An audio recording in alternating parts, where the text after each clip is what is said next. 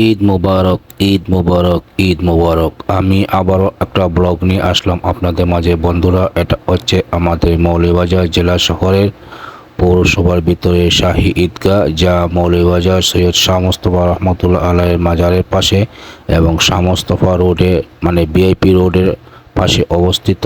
এটা 7 নম্বর ওয়ার্ডে অবস্থিত। তো এই প্রতি বছর এই ঈদগাহ মাঠ এবং বাউন্ডারি ওয়াল, গম্বুজ এবং গেটগুলো এভাবেই লাইটিং দিয়ে সাজানো হয়।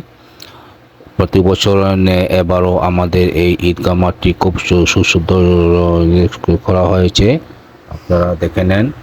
এবং মৌলভীবাজার সারা বাংলাদেশের ভিতরে মৌলভীবাজার জেলা শহরে সর্বপ্রথম জামাত আরম্ভ হয়ে থাকে। প্রথম জামাত 6:30, দ্বিতীয় জামাত 7:30 এবং তৃতীয় জামাত 8:30। এখানে মোট 3টি জামাত হয়ে থাকে।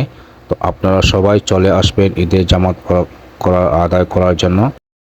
ঈদগাহ মাঠের চতুর্দিকে বাউন্ডারি ওয়াল এবং ভিতরে মাজার এবং মসজিদ লাইটিং দিয়ে সাজানো হয়েছে। চতুর্দিকে মাইক লাগানো হয়েছে, পরিষ্কার করা হয়েছে আপনাদের ঈদের জামাত করার জন্য।